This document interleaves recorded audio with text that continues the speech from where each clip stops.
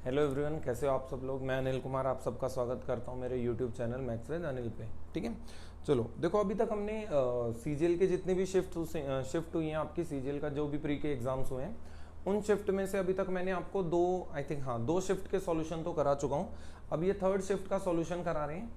ये आपका होगा सॉल्यूशन कब का, 9 सितंबर की शिफ्ट 12:30 से 1:30 बजे वाली, जो कि सेकंड शिफ्ट बोल सकते हो आप। तो 9 सितंबर की फर्स्ट शिफ्ट में करा चुका हूं और आपको 18 सितंबर की थर्ड शिफ्ट भी करा चुका हूं, जिसे आप बच्चे लोग हार्डेस्ट मान रहे थे। ठीक है, जो कि सबसे ज़्यादा मुश्किल बता रहे थे। ठीक है, तो चलो अब स्टार्ट करते हैं, जल्दी से करेंगे। अब आप थोड़े यूज टू हो गए होगे मेरे पढ़ाने के तरीके से, तो अब मैं आपको क्वेश्चंस के सॉल्यूशन थोड़ा जल्दी दूंगा। ठीक है, कि जल्दी जल्दी कैसे करें उन्हें। देखो, क्वेश्चन बोला है Madhav purchase an item for rupees this, sold it at a loss of 20%। मतलब उसने कोई चीज 42,000 रुपए की खरीदी और उसके 20% के लॉस पे बेच दिया। इसका 10% 4200 होता है, तो 20% 8400 का लॉस हो गया। तो इसमें से 8400 माइनस कर देंगे, तो 4200 सॉरी माइनस 8400 ये करना है आपको। तो 006 और ये आ जाएगा 41 में से, या सीधा ही घटा लेंगे, 11 में से 8 गए तो 3 और 3, तो ये हो जाएगा आपका 33,600 रुपये। ठीक है, अब वो कह रहे हैं विद दैट अमाउंट, मतलब इस अमाउंट से उसने क्या किया, परचेज अनदर आइटम, मतलब ये अब उसके लिए सीपी हो गया, and sold it at a gain of 30%, 30% के प्रॉफिट पे बेचा। तो इसका 30%, इसका 10% कितना होगा, इसका 10% होगा 3360, तो 30% इसका इतना हो जाएगा। तो बेसिकली उसने यहाँ इतने का प्रॉफिट कमाया, बट उसमें से इतने का लॉस तो यहाँ ऑलरेडी खा चुका है। तो पूछा है ओवरऑल गेन क्या होगा, इन रुपीज पूछा है, तो डायरेक्ट माइनस कर दो। तो ये हो जाएगा आपका 9,000। देखो मल्टीप्लाई कैसे करना है, पहले 3,000 को 3 से कर दो, तो 9,000 हो गया। अब 36 का 3 गुना 1,080 हो जाएगा। तो यहाँ इसने प्रॉफिट कमाया 10,080 रुपए का, जिसमें से उसने 9,000 में 1,080, तो 10,080 हुआ ना, मैंने 1,080 लिख दिया।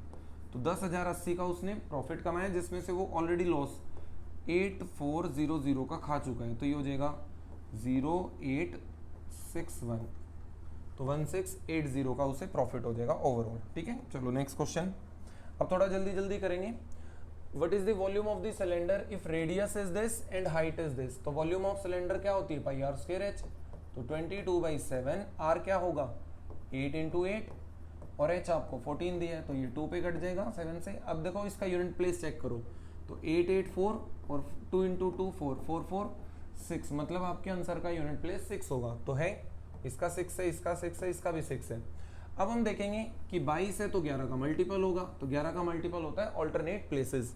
तो ऑल्टरनेट प्लेसेस देखो, 8 और 2 10, 6 और 6 12, तो 12 में से 10 गए, 2 आया, ये नहीं है 11 का मल्टीपल। ये 2 और 1 3, 8 और 6 14, तो 14 में से 3 गए, ये 11 का मल्टीपल है, मतलब ये वाला हो सकता है आंसर। एक ये और चेक करते हैं, 7 और 10, 10 में से 7 गए, ये भी नहीं है मल्टीपल, तो आपका सेकेंड आंसर है। चलो नेक्स्ट करते हैं। नेक्स्ट क्वेश्चन में बोला उसने 7 years ago Prachi was 4 times as old as her daughter was at that time. तो मान लो ये प्रेजेंट है, तो क्वेश्चन में कह रहा है कि प्रेजेंट से 7 साल पहले जो प्राची और उसकी डॉटर है, तो प्राची उसकी 4 times थी। 4 years फ्रॉम नाउ, मतलब प्रेजेंट से 4 साल बाद Prachi will be 2.5 times as old as her daughter. देखो 2.5 कितना होता है, 2.5 ऐसे बोल सकते हो, या 5/2 टाइम्स बोल सकते हो। तो प्राची 5 टाइम्स होगी अगर डॉटर 2 टाइम्स होगी, तो प्राची 5 टाइम्स होगी अगर डॉटर 2 टाइम्स होगी। अब हम देखेंगे 7 और 4, यहां से यहां तक आने में 11 साल बढ़ गए, सेम 11 साल यहां बढ़े होंगे। तो अब आप देखो 4 से 5 हो गई और ये 1 से 2 हो गई, मतलब ये डिफरेंस इनका ऑलरेडी क्या है, 1 यूनिट का सेम है। तो इस 1 यूनिट की वैल्यू क्या दे रखी है, 11 साल। अगर 1 की वैल्यू 11 साल है, तो बताओ 5 की क्या हो जाएगी, मैं मल्टीप्लाई कर देता हूँ 11 से, तो 55 ईयर, 11 से किया तो 22 ईयर। बट क्वेश्चन में क्या पूछा है, अब देखो find the sum of present ages of Prachi and daughter. तो प्राची देखो 4 साल बाद 55 की है, तो 4 साल पहले कितने की रही होगी, 51 की रही होगी, 51 ईयर। ये आज 22 की है, तो 4 साल पहले 18 की रही होगी। तो इनका सम पूछा है आपसे, तो कितना आ गया 69 ईयर। अगर इनका डिफरेंस देखो ये सेम नहीं होता तो सेम बनाने के लिए बता देते हैं। मान लो अगर ये 3 2 है और ये मान लेते हैं 5 और 3 हो जाता है। अब 3 से लेके 5 2 यूनिट बढ़ा और 2 से लेके 3 1 यूनिट बढ़ा। तो इन दोनों की यूनिट को सेम बनाने के लिए नीचे वालों का डिफरेंस ऊपर, ऊपर वालों का डिफरेंस नीचे। तो इन दोनों का डिफरेंस 2 ऊपर मल्टीप्लाई कर देना, इन दोनों का डिफरेंस 1 नीचे मल्टीप्लाई कर देना। तो इनका डिफरेंस देखो ऑटोमेटिकली इक्वल होने लग जाएगा। अभी -1 हो रहा है तो क्वेश्चन में जब आएगा तो ये वैल्यू सॉरी जो ये रेशियोज हैं ये ऊपर नीचे कर देंगे इनके, ठीक है। तो ये 5 3 ऊपर होगा और 3 2 नीचे होगा, तो 5 से 6 हो जाएगा और वो 3 से 4 हो जाएगा। समझ गए ना आप लोग? चलो नेक्स्ट क्वेश्चन करते हैं। ये तो हो गया, ठीक है। 5th क्वेश्चन है, from a circle with radius this, wait, ठीक है। उसने बोला फ्रॉम अ सर्कल, एक सर्कल है जिसकी रेडियस 15.75 है, a sector with arc length of 11, एक सेक्टर है जिसकी आर्क की लंबाई, ये वाली लंबाई 11 है, उसे काटा गया। तो find the area of this sector, मतलब इसका एरिया बताना है। अगर मैं इसको थीटा मान लूं, देखो बहुत सिंपल होते हैं क्वेश्चन।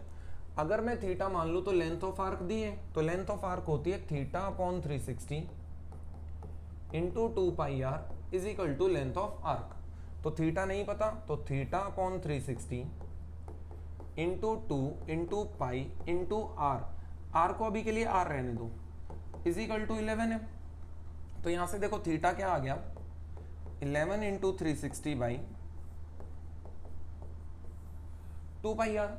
अब हमें निकालना है एरिया, तो एरिया क्या होता है, एरिया होता है theta upon 360 pi r square. तो थीटा हमें तो ऑलरेडी मिला हुआ है, तो 11 into 360 divide by 2 pi r into pi r square. तो पाई से पाई कट गया, ठीक है, एक आर से आर कट गया, 2 से 180 पे कटा, तो ये आपका आंसर हो जाएगा। इसमें कुछ मिस्टेक हुई है क्या हमसे? आई थिंक मुझे लग रहा है theta upon 360 2 pi r is equal to length of arc, ठीक है।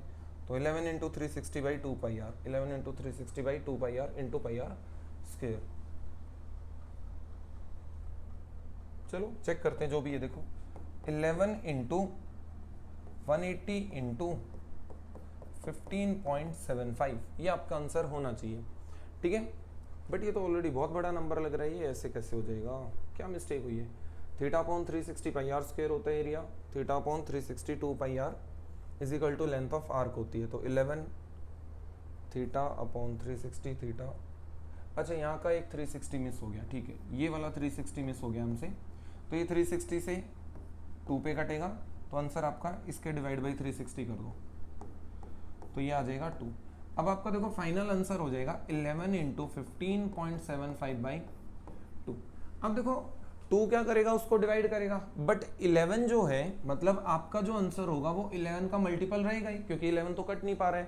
तो 11 का मल्टीपल चेक कर लेंगे हम। देखो सभी ऑप्शन नियर बाई है तो मल्टीप्लाई मत करो, 11 का मल्टीपल चेक करते हैं। 11 का मल्टीपल क्या होता है? ऑल्टरनेट प्लेसेस, 8 प्लस 8 प्लस 8, 8 8 16 5 21, 21 में से 13 गए, ये नहीं है मल्टीपल। 8 और 1 और 5 14 हो जाएगा, 14 में से 8 गए, ये भी मल्टीपल नहीं है, 6 बचेगा। 8 5 और 5 तो ये 18, माइनस 8 ये भी मल्टीपल नहीं है, तो यही बचा आंसर। ये मल्टीपल होना ही चाहिए 11 का, चेक करते हैं। 86.625, तो 8 और 6 14, 14 और 5 19 और 6 और 2 8, तो 19 में से 8 गया, ये 11 का मल्टीपल है, ठीक है। ऐसे भी कर सकते हैं, आप डायरेक्ट मल्टीप्लाई भी कर सकते हो, आपकी इच्छा है। देखो ये एक फॉर्मूला है a cube b cube c cube minus 3abc। तो ये फॉर्मूला है a क्यूब, मैं लिख देता हूँ, a cube b cube c cube minus 3abc। ये एग्जाम्स में बहुत आता है, ठीक है, ये बड़ा कॉमन सा फॉर्मूला है, तो याद रखना इसको। तो a cube b cube c cube minus 3abc का फॉर्मूला होता है a plus b plus c bracket a square b square c square minus ab minus bc minus ca, और इस होल को डिवाइड किया है a square b square c square minus ab minus bc minus ca से। तो a square b square c square minus A B B C C A, ये value cut जाएगी। मतलब ये देख के भी बता सकते थे कि आपका answer a plus B plus C होगा, तीनों वैल्यूज का सम, इन तीनों वैल्यू का सम। अब यूनिट प्लेस चेक करो, 3 प्लस 2 प्लस 1 6 आएगा एंड में, एक ही के एंड में 6 है और कोई है ही नहीं, ठीक है, डायरेक्ट कर सकते थे हम इसे। 10 सेकंड का क्वेश्चन है ये सिर्फ। चलो नेक्स्ट क्वेश्चन में क्या बोले, what is the value of sec T या थीटा। मान लो अगर tan theta 90 degree, tan theta क्या होता है 1/3 जो कि परपेंडिकुलर अपॉन बेस होता है, तो ये 1 है ये 3 है, तो ये पाइथागोरस से √10 आ जाएगी। 3 का स्क्वायर 1 का स्क्वायर का रूट लग जाएगा √10। आपसे पूछा है सेक थीटा, तो सेक थीटा होता है हाइपोटेनस अपॉन बेस, तो √10/3 ये आंसर है, ठीक है। ये आसान सा क्वेश्चन है। नेक्स्ट करते हैं। नेक्स्ट क्वेश्चन में बोला है उसने the points P and S are on the same side of the line segment. Same नहीं बोलना था इसमें ना, यहाँ मिस्टेक है, थोड़ा ध्यान रखना इसका। ये कुछ इस तरह से कह रहा है कि अगर एक लाइन सेगमेंट है QR, उसमें अगर इधर और इधर मान लो ये 2 पॉइंट्स है P और S, इधर साइड बोलना था उसे। अब उसने बोला सच दैट PQR, मतलब PQR इसको ज्वाइन कर दें तो ये 90 डिग्री है, और SRQ ये वाला एंगल भी 90 डिग्री हो गया। अब इसने बोला PQ is equal to SR, मतलब PQ is equal to SR है। Select the correct statement. देखो स्टेटमेंट आपको सिलेक्ट करनी है but on the basis of given values, given के बेसिस पे सिलेक्ट करनी है। देखो अगर मैं ध्यान से देखूं, ये वाली लाइन इसके इक्वल है, ये वाली लाइन दोनों के लिए कॉमन का काम कर रही है, और 90 डिग्री दोनों में है, तो साइड एंगल साइड, तो बेसिस क्या बना साइड एंगल साइड, तो इसका मतलब PQ इक्वल टू SR होनी चाहिए। तो PQ SR ठीक है, PQ SQ नहीं होगी, PQ SQ नहीं होगी, PQ SR ये भी ठीक है, तो ये दो ठीक है। बट अगर हम क्वेश्चन की कंडीशन के बेसिस पे देखें तो ये साइड एंगल साइड के बेसिस पे कॉन्ग्रुएंसी प्रूव हो रही है, तो ये वाला आंसर होगा आपका। हालांकि हम इसे RHS से भी करेंगे, लेकिन जो हमें कंडीशंस दी हैं तो वो ज़्यादा प्रेफरेबल इसकी ओर होती हैं, तो आपको साइड एंगल साइड से आंसर देना होगा। ये मत लगाना, ध्यान रखना RHS होगा बट क्योंकि बाद में होगी ना, हाइपोटेनस तो बाद में इक्वल होगी, पहले थोड़ी इक्वल बोली थी, वो तो बाद में कॉन्ग्रुएंसी होने के बाद इक्वल हो गए हैं, ठीक है। तो चलो नेक्स्ट क्वेश्चन है, mark price of an article is 26% more than cost price if discount is 32%। देखो जब आपको ऐसी अजीबोगरीब वैल्यू दें, आपको एक पहले समझा देता हूं मैं। मान लो ये CP है, यहाँ पे मार्क प्राइस है और यहाँ पे सेलिंग प्राइस है। मान लो CP 100 रुपये है, आपने उसे 20% ऊपर मार्क किया, तो 120 पे मार्क किया। अब आपने इस पे डिस्काउंट दे दिया, आप जितना भी डिस्काउंट मान लो 10% मान लो, तो आपने इस पे 10% का डिस्काउंट दे दिया, तो आप 120 का 10% 12 रुपये मतलब 108 में बेचा, तो आपको जो प्रॉफिट हुआ वो 8% का हुआ, ठीक है। तो इसे हम ना सक्सेसिव से कर सकते हैं, जब आप किसी चीज पे इंक्रीमेंट करो और फिर उसी चीज पे डिक्रीमेंट करो, तो आपको पता लग जाएगा वो वैल्यू एक्चुअल में कितने से बढ़ी है या घटी है। तो सक्सेसिव क्या कहता है, A plus B plus AB/100। अगर आप एक ही चीज को 2 बार बढ़ाओगे अलग अलग परसेंटेजेस से, तो उसमें जो ओवरऑल इंक्रीमेंट डिक्रीमेंट आएगा वो ये डिसाइड करेगा। तो अब A और B पॉजिटिव नेगेटिव भी हो सकते हैं। तो पहले आपने 26 से बढ़ाया वैल्यू को, तो पहले 26 से बढ़ाई, फिर आपने उसमें 32% घटा दिया, तो -32, और यहाँ A पॉजिटिव है लेकिन B नेगेटिव है, तो ये -32/100, तो ये ऐसा कुछ हो जाएगा। तो आपका देखो आंसर क्या आएगा, माइनस का तो 6 आएगा और यहाँ भी माइनस का आएगा, और 6 2 जा 12, मतलब डेसिमल के बाद 2 पॉइंट होंगे और एंड में 2 होगा। देखो इसमें एंड में 2 नहीं है, इसमें एंड में 2 नहीं है, इसमें एंड में 2 नहीं है, तो ये आंसर है। पूरा सॉल्व नहीं करना है, इतने सॉल्व से काम चल जाएगा, बाकी आप मल्टीप्लाई कर लेना, ठीक है। ये कितना है 14 है ना, तो ये 8.42 आ जाएगा, और सॉरी 32 आ जाएगा। तो इसे हम सॉल्व कर लेंगे। ऐसे किया करो आप एग्जाम्स में, यूनिट प्लेसेस का बड़ा ध्यान रखना है आपको। देखो ये हो गया A³ minus B³ upon A minus B, तो A³ minus B³ upon A minus B, तो A³ माइनस B³ का फॉर्मूला होता है A minus B, bracket A² B² plus AB divide by A minus B. ये cut गया तो आपका answer A² B² plus AB। A और B क्या है, साइन और कॉस, तो sine square A plus cos square A plus sine A cos A. अब sine square A cos square A तो 1 होता है, तो 1 plus sine A cos A answer हो जाएगा। ठीक है, तो आपका ये वाला आंसर है। चलो अब नेक्स्ट क्वेश्चन करते हैं। नेक्स्ट क्वेश्चन में उसने बोला है डिस्ट्रीब्यूशन है, बस ऐसे ही देख लिया करो मोटा मोटा इसे। If the total production in 2021 was this, इतना प्रोडक्शन था, then what will be the central angle of the sector representing the production type D. मतलब जो ये डी है, डी कौन सा है, येलो वाला, तो ये जो डी है जो कि 20% है आउट ऑफ 100, मतलब ये 100 का 20% है, मतलब इस पूरे सर्कल का ये वाली वैल्यू 20% को रिप्रेजेंट कर रही है। तो कह रहे हैं एंगल बताओ उसका क्या होगा, सेंट्रल एंगल, मतलब ये जो एंगल होगा, ये वाला एंगल, ये येलो वाले के पास कितना होगा, आउट ऑफ 360 डिग्री। तो 360 का 20% ही तो होगा, तो 360 का 20%, तो देखो 36 दूनी 72, 72 दिखे तो कहीं लगा देना आंसर, ये रहा 72। चलो नेक्स्ट क्वेश्चन में बोला है a right angled isosceles triangle, right angled isosceles, तो राइट एंगल होगा और आइसोसेलेस होगा, मतलब ये लाइन और ये लाइन इक्वल होंगी। एरिया 50 है इसका, देन इट्स हाइपोटेनस, तो इसकी हाइपोटेनस बताओ। देखो कैसे करेंगे, बहुत जल्दी बताते हैं। अगर ये आइसोसेलेस है तो ये x होगा, ये x होगा, तो ये √2x होगी साइड, बड़ा सिंपल सा है। अगर ये राइट एंगल होता है तो ये 45 डिग्री बन जाते हैं, तो 45 डिग्री का रेशियो क्या होता है, 1 √2। तो मैंने सीधा क्या किया, x और x √2 मान लिया। अब इसका एरिया दिया है, राइट एंगल ट्रायंगल का एरिया होता है 1/2 base into height is equal to area दिया है 50, तो x स्क्वायर कितना आ गया 100, तो x क्या आ गया 10, मतलब जो ये है ये 10 है, ये भी 10 है, तो ये क्या हो जाएगी 10√2। पूछी क्या थी, हाइपोटेनस, तो 10√2 आंसर है। ठीक है, चलो नेक्स्ट क्वेश्चन करते हैं फटाफट। उसने क्वेश्चन में बोला है how much does he spend on food, तो फूड पे तो ये दिख रहा 23%, और उसकी मंथली इनकम क्या है 54,000, तो आपको निकालना है 54,000 का 23%, तो 0 0 0 0 एंड में एक 0 आएगी, और 3 2 जा 3 × 4 2 आएगा एंड में, तो एक 0 आएगी, तो ये नहीं होगा, ये नहीं होगा आंसर, और एंड में 2 भी आएगा। 54 से मल्टीप्लाई कर रहे हो तो 54 होता है 9 × 6, तो 9 का भी मल्टीपल होगा, तो 9 का मल्टीपल देखो, तो ये तो है 9 का मल्टीपल, 4 और 3 7 और 2 9, ये 9 का मल्टीपल नहीं है, ये इकलौता मल्टीपल बचा। मल्टीप्लाई नहीं करेंगे, डायरेक्ट आंसर निकाल देंगे। अगर मल्टीपल के बाद भी नहीं चलेगा तो डीएस से निकाल लेंगे आंसर। तो आंसर निकालने के बहुत तरीके, फटाफट करते हैं। चलो, उसने बोला अ पर्सन अर्न 16,000 रुपए per month, 80% income spend 80% income करता है, इनकम का 80% खर्च करता है और रिमेनिंग सेव कर लेता है। If his income increases by this, expenditure increases by this percentage,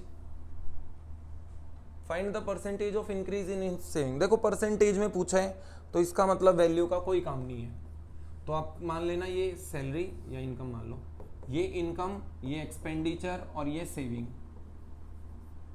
तो सबसे पहले 80% खर्च करता है, तो 100 में से 80 खर्च दिया होगा, 20 बचा लिया होगा। अब कह रहे हैं if is income increases by 20%। देखो अब कैसे करोगे इसको, थोड़ा और इजी बताते हैं आपको। अगर उसकी इनकम बढ़ी 20 से तो 20 रुपए बढ़ गए होंगे, ठीक है। एक्सपेंडिचर बढ़ा 10 से तो एक्सपेंडिचर तो इसी का 10% बढ़ेगा, तो 80 का 10% होता है 8 रुपए। अब देखो बहुत सिंपल सा है, आप पहले से 20 रुपए ज्यादा कमाने लग गए, उसमें से 8 रुपए आप ज्यादा खर्चने भी लग गए, तो आप पहले से 20 में से 8 घटा दो तो आप 12 रुपए ज्यादा बचाने लग गए होगे, ठीक है। यहाँ पे सेविंग आपकी 32 आ जाएगी, तो आप 12 ज्यादा बचाने लगे, मतलब 12 की बचत ज्यादा होने लग गई। कितने पे, 20 पे इंटू 100, तो ये 6 पे कटेगा, 6 वाला आंसर होगा, ये आंसर है। या फिर ऐसे भी कर सकते हो, 100 पे 20 रुपए बढ़ गए तो 120 की नई इनकम हो गई, उसमें से 80 पे 8 रुपए का खर्चा ज्यादा हो गया, तो आपने 88 खर्च कर दिया, तो 120 माइनस 88 32 ही आना है ये, फिर 12 बढ़ जाएगा उतने पे। चलो नेक्स्ट करते हैं। नेक्स्ट क्वेश्चन में बोला है without doing the actual division, इससे कोई फर्क नहीं पड़ता, हम कैसे भी करें। वो कह रहे हैं find the remainder when divided by when this divided by 9। देखो 2 8 7 3 5 4 2 9, 9 से डिवाइड करके रिमाइंडर बताना है, तो तो आप सबको पता होना चाहिए कि जो डिजिट सम होता है, डिजिटल सम नहीं होता, इसे याद रखना, पता नहीं क्यों टीचर पढ़ाते हैं सब, डिजिटल सम नहीं होता, ये हमेशा डिजिट सम होता है। तो डिजिट सम जो होता है वो एक्चुअल में रिमाइंडर होता है व्हेन नंबर डिवाइडेड बाय 9। जब आप डिजिट्स का सम करते हो और उसे डिजिट्स का एक सिंगल डिजिट तक सम लेके आते हो, तो उसके बाद जो वैल्यू आती है वो हमेशा 9 से डिवाइड करने के बाद रिमाइंडर ही होता है। एग्जांपल मैं समझाता हूँ, देखो जैसे मान लो 7 2 6 3 और मान लो 4 एक नंबर है, अगर मैं इसे 9 से डिवाइड करूं तो 72 कट जाएगा, 63 कट जाएगा, तो रिमाइंडर 4 बचेगा। लेकिन अगर मैं डिजिट सम अप्लाई करूं तो 7 और 2 9, 6 और 3 9 और 4, तो 9 और 9 18 और 4 22, 22 को फिर जोड़ोगे 4, मतलब जो डिजिट सम होता है वही एक्चुअल में रिमाइंडर होता है 9 से डिवाइड करने पर। तो जो 9 का डिविजिबिलिटी रूल है, डिविजिबिलिटी रूल ऑफ 9, वही क्या है, वही डीएस होता है, मतलब वही जो रिमाइंडर छोड़ता है।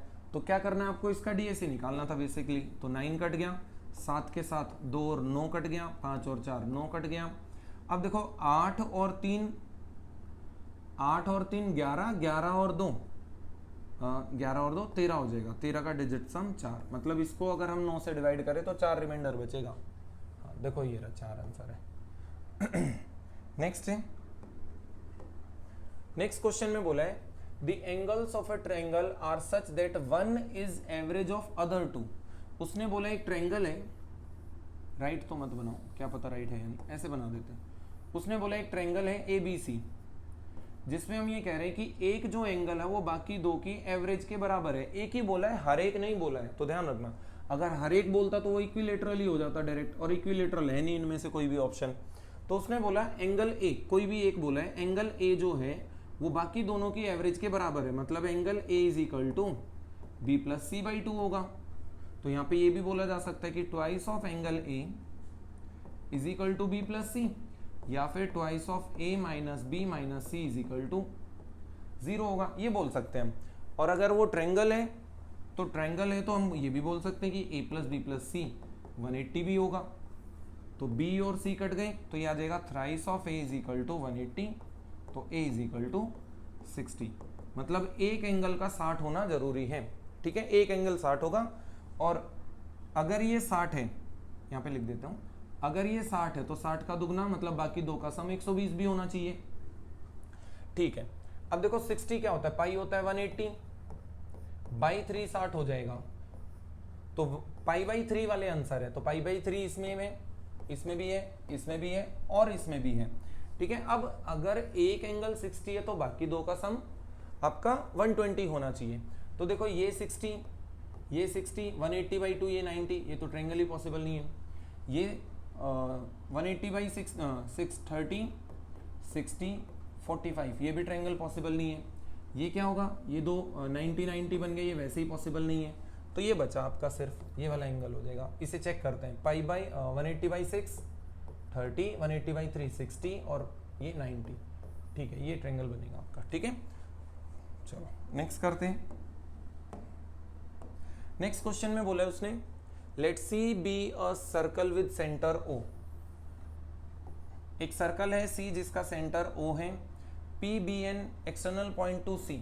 P एक कोई एक्सटर्नल पॉइंट है जो कि C के है बाहर कहीं, P A P B tangent है, ऐसे टेंजेंट बना लेंगे, ये हो जाएगा P A P B with A B point of tangency है। ठीक है, P A P B are inclined to each other at an angle of 60 degree, मतलब वो कह रहे हैं कि पी ए और पी बी के जो बीच का एंगल है ये पूरा 60 डिग्री है।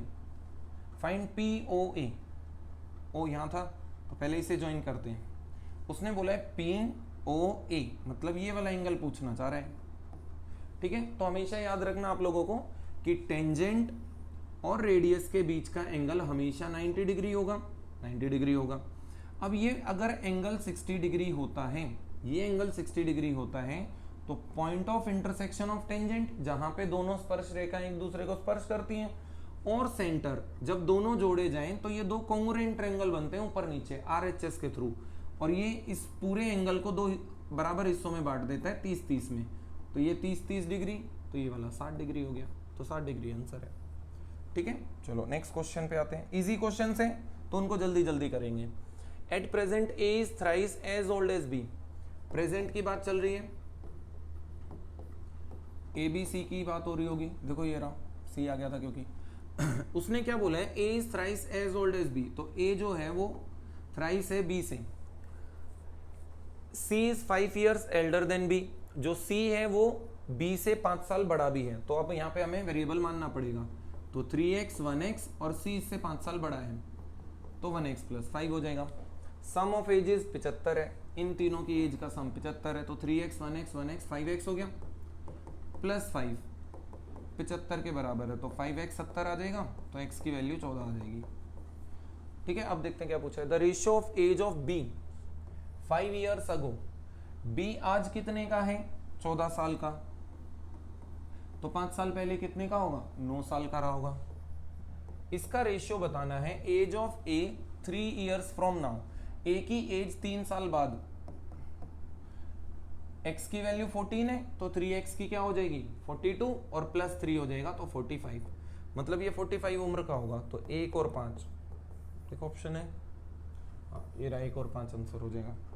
नेक्स्ट इजी, जो इजी क्वेश्चन है उनको फटाफट करेंगे, ठीक है, ज्यादा टाइम वेस्ट नहीं करेंगे। Wages of Sunil is what % of wages of Rahul. अच्छा, इन नवंबर, नवंबर का है भाई, ये रहा नवंबर, वेजेस ऑफ सुनील, ये रहा Sunil, is what % of wages of Rahul, ये रहा राहुल। तो कह रहे हैं कि जो सुनील के वेजेस हैं नवंबर में, वो राहुल के वेजेस के कितने परसेंटेज हैं, मतलब हमें 10,500 निकालना है, 11,500 का कितना % है, तो सिंपल है 10,500 11,500 का कितना % है, 0 0 0 0, 5 से काटा 23, 5 से काटा 2100। अब इसे कुछ नहीं करना, 2100 को 23 से डिवाइड करते रहना, ठीक है। देखो 8 9 9 9 इस टर्म में है, तो इसके बाद तो डायरेक्ट डिवाइड कर दो, आंसर पे पहुंच जाओगे, जो कि ये टिक किया हुआ है इन्होंने। चलो नेक्स्ट क्वेश्चन, इन्होंने बोला है if x varies inversely as y, x जो है वो इनवर्सली वेरी करता है y के, तो इनवर्स का साइन हटाएंगे तो प्रोपोर्शन का साइन हटाते ही एक कांस्टेंट आ जाता है, तो x = k/y, मतलब ये वाली जो कंडीशन है हमेशा ट्रू होगी जिसमें x और y वेरिएबल है और k कांस्टेंट है। तो देखो उसने बोला x अगर 2 है तो y 6 है, तो x अगर 2 है तो y 6 है, तो k की वैल्यू यहां से क्या आ गई 12, और k क्या है कांस्टेंट जो कि ये बदल नहीं सकता। अब कह रहे हैं find the value of y when x = 3, मतलब इसी में दोबारा से कह रहे हैं अगर x 3 है जबकि k 12 है तो y बताओ कितना होगा, तो ये कट गया 4 पे, y 4 होगा, ठीक है, ये रहा। नेक्स्ट करते हैं, इजी क्वेश्चन पे टाइम नहीं लगाएंगे। If a sum of 5,000 is taken at simple interest of 15% for 3 year, एक साल में 15 तो 3 साल में 45% मिलेगा, सीधा देख लो 45% किसका मिलेगा, 5,000 का मिलेगा, ठीक है, इतना इंटरेस्ट मिला। And another sum 8,000 is taken at a simple interest of 12% for 4 year, तो 12 चौक 48, तो 48% ब्याज मिलेगा, किसका मिलेगा 8,000 का मिलेगा। अब क्या बोला है उसने, the positive difference in the interest, मतलब वो कह रहे हैं इनके बीच का बस अंतर बताओ, अंतर बताना है दोनों में से कौन बड़ी वैल्यू होगी छोटी वैल्यू होगी, ज्यादा ध्यान नहीं देना। तो 0 0 0 0 0 0 0 0, अब आपका आंसर हो जाएगा 80 × 48, ये बड़ी वैल्यू है, इससे देखने से ही पता लग रहा है दोनों छोटी बड़ी में कंपेयर हो रही हैं, ठीक है, माइनस दिस। अब आप देखो कैसे भी निकाल सकते हो, या तो यूनिट प्लेस निकाल लो, इसका यूनिट प्लेस 0 और 5 आएगा, इसमें 0 और 4 आएगा, तो ये कुछ ऐसे होगा समथिंग माइनस ये एंड में 5 और 0 होगा, तो 0 0 तो 0 हो जाएगा, और 1 कैरी होके 14 में से 5 गए तो एंड में 9 आएगा, तो 90 आना चाहिए आंसर के एंड में। इसमें 90 नहीं है, इसमें 90 नहीं है, इसमें 90 नहीं है, ये, या फिर ये भी देख सकते थे कि 0 आना चाहिए, तो 0 तो एक ही में आ रहा है, वो भी आंसर हो जाएगा। पूरा कैलकुलेट नहीं करना है आपको, ये टाइम बचाएंगी छोटी छोटी चीजें आपकी। उसने बोला Varun and Sandeep started for a car race from the same point in the same direction at the same time on a circular track. एक सर्कुलर ट्रैक है, सेम जगह से सेम टाइम पे सेम डायरेक्शन में ऐसे चलना शुरू करते हैं, अभी मैंने पिछली क्लास में भी कराया होगा, देख लेना। और इस सर्कुलर ट्रैक की लंबाई है 1635 मीटर, और इन दोनों की स्पीड है 90 और 108 किलोमीटर पर आवर, जबकि ये स्पीड, ये तो डिस्टेंस आपको मीटर में दिया है। तो मैंने बोला, बताया भी था आपको पिछली क्लास में, जाके भी देखना आप, इससे जो जस्ट पहले एक वीडियो अपलोड की होगी मैंने, आप उसमें देखना, ये क्वेश्चन मैंने कराया भी होगा।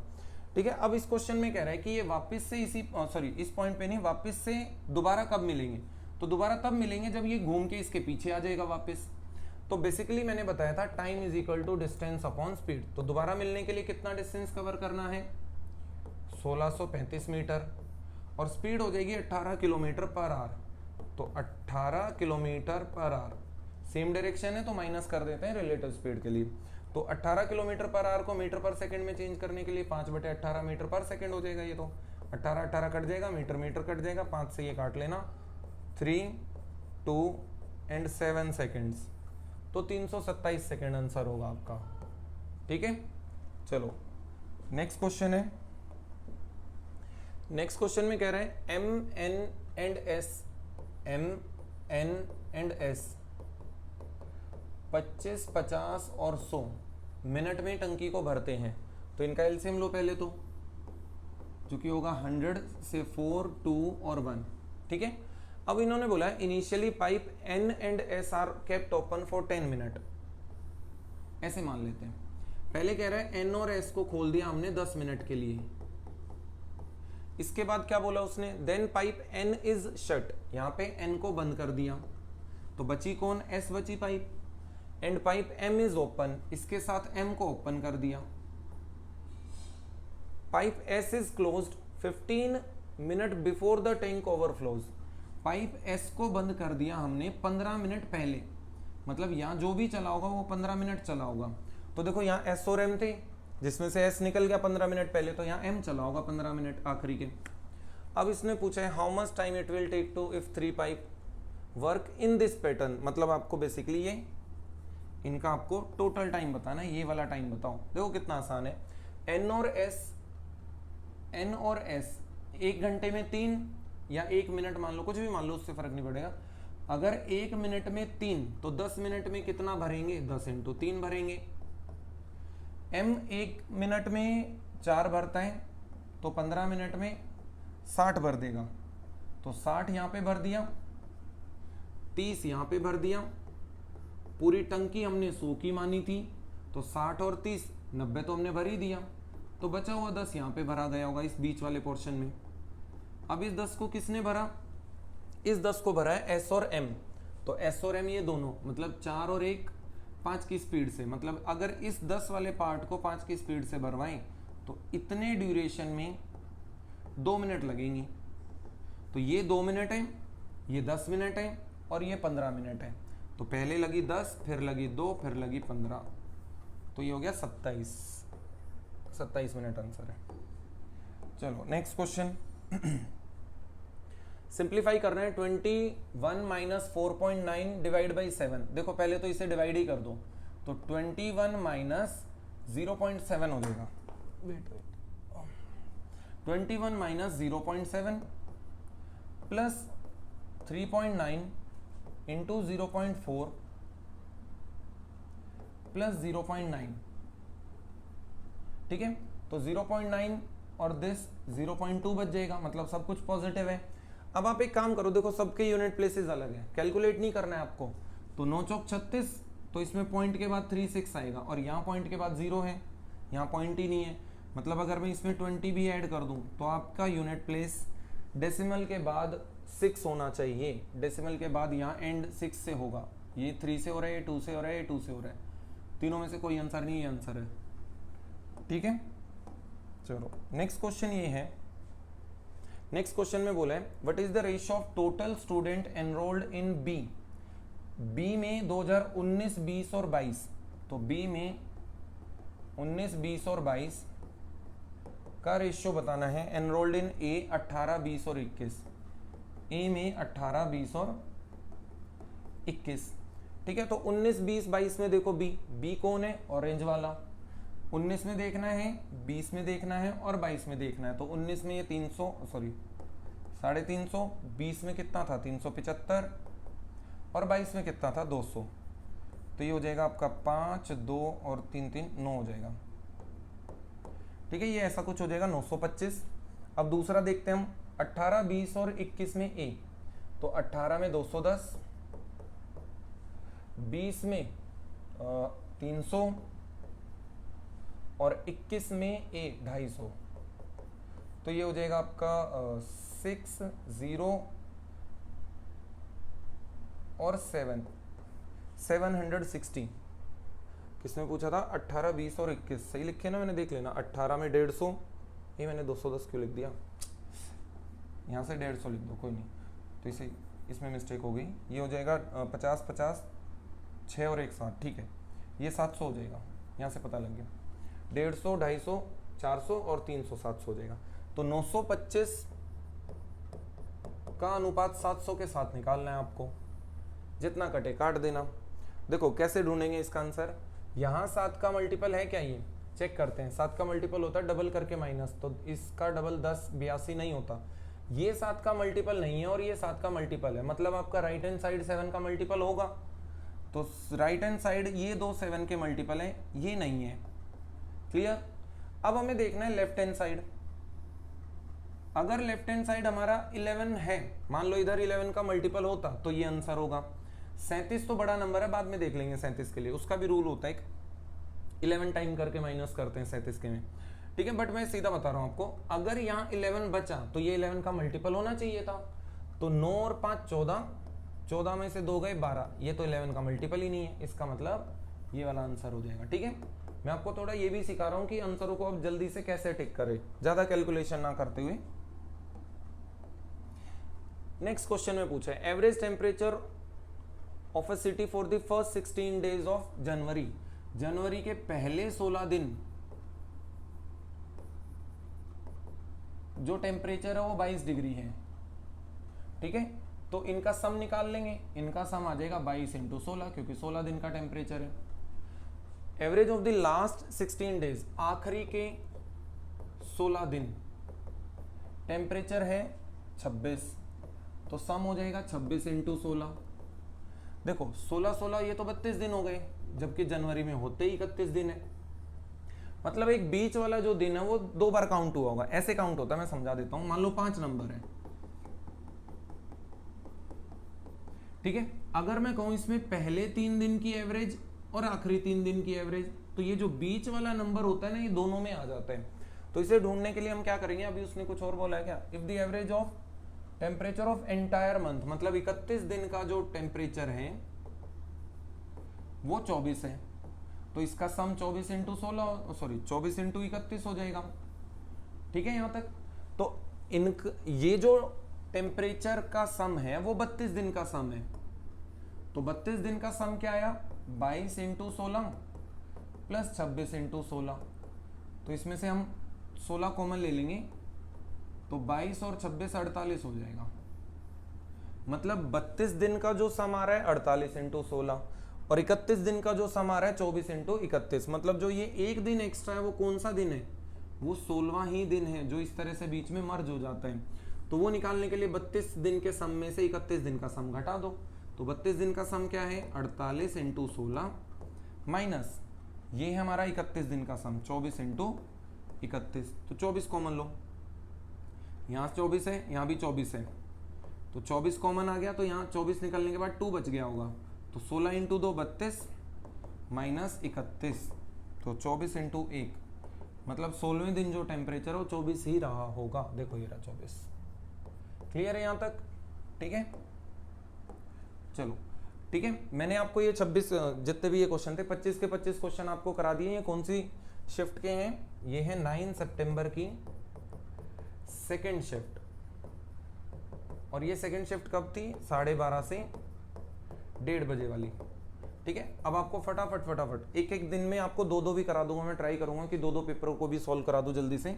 मैं आपको अब साथ साथ क्या करा रहा हूं, आप सबके मेंस भी आ रहे हैं और आपको एनटीपीसी भी देना है, एमटीएस भी देना है, ये सब भी एग्जाम्स है आपके। सीपीओ भी आएगा, सीपीओ का मेंस आएगा, बट मेंस में आपका मैथ्स नहीं आता है, ठीक है। तो सीजीएल का मेंस देना है, एनटीपीसी देना है, एमटीएस के एग्जाम्स देने हैं, और भी आपके कोई ना कोई फर्दर एग्जाम्स चलते रहते हैं। तो अब आपको थोड़ा सा मैं ये भी सिखा रहा हूँ कि क्वेश्चंस को अटेम्प्ट कैसे करना है। जो मैं ये आपको जितनी भी सीरीज में ये कराऊंगा ना, जितने भी ये सारे सॉल्व कराऊंगा, तो तो इसमें आपको बेसिकली मैं सिर्फ सॉल्यूशन नहीं दूंगा, आपको मैं ये भी बता रहा हूँ कि हाउ टू अटेम्प्ट, आप क्वेश्चन पेपर को अटेम्प्ट कैसे करोगे। देखो मैं जल्दी जल्दी करा देता हूँ कई बार, अब फिर भी मुझे बहुत कुछ समझाना होता है। अगर मैं एग्जाम में बैठा हूँ मैं सीधा क्या करता, 16 दिन का 16 इंटू 22 हो गया, अगले 16 दिन का 16 इंटू 26 हो गया, इसमें से ये हो जाएगा 48 इंटू 16, इसमें से अब 31 दिन का घटा देंगे तो 31 इंटू 24 ये घटा देंगे, तो कॉमन वॉमन लेके यहाँ पहुंच गए थे 24 पे हम फटाफट। ठीक है, इतनी देर का होता है ये, मुश्किल से 15-20 सेकंड का भी क्वेश्चन नहीं अगर आप थोड़ा सा, बट हाँ मेरी बस इस बात का ध्यान रखना, आपको कॉन्सेप्चुअली अप्रोच करना है एग्जाम की ओर। अगर आप बहुत ज्यादा शॉर्ट तरीकों में बिलीव करते हो तो आप एग्जाम को क्रैक नहीं कर पाओगे। ठीक है, मान लेना मेरी बात, ये यूट्यूब पे या इन सब पे अच्छा लगता है, जैसे मैं भी यूट्यूब पे पढ़ा रहा हूँ, बट स्टिल मैं आपको जेन्युइन कंटेंट या जेन्युइन तरीकों से ही सॉल्व कराएंगे, वो तरीके जो आपको एग्जाम में याद आ जाएं बैठने के बाद। ऐसा ना हो कि कुछ भी ऊट पटांग पढ़ा दिया और वो पेपर में याद नहीं आ रहा, आपके पैर कांप रहे हैं और आपको पेपर में कुछ याद ही नहीं आ रहा। तो हमेशा आपको थोड़ा सा प्रैक्टिकल वे में कराएंगे मैथ्स को, कि एटलीस्ट आप कितने भी परेशान हो या कितने भी पैनिक कर रहे हो, आपको सॉल्यूशन एटलीस्ट आए और वो थोड़ा कम टाइम ले। अब टाइम कम कराना मैं शुरू कर दूंगा आपका, ठीक है, जैसे जैसे आप मेरी पढ़ाई के यूज टू होते चले जाओगे। ठीक है, तो यहाँ तक वीडियो देखने के लिए थैंक यू सो मच। बाकी आपको नेक्स्ट वीडियो में कराएंगे जितने भी इसके सॉल्यूशन है, और मेंस के जितने भी अभी नेक्स्ट 1 या 2 वीडियो के अंदर मैं ट्राई करूंगा मेंस के अच्छे क्वेश्चन, मेंस के लेवल के क्वेश्चन आपको कराएंगे नेक्स्ट वीडियो में। ठीक है, चलो थैंक यू सो मच यहाँ तक वीडियो देखने के लिए, मिलते हैं नेक्स्ट वीडियो में।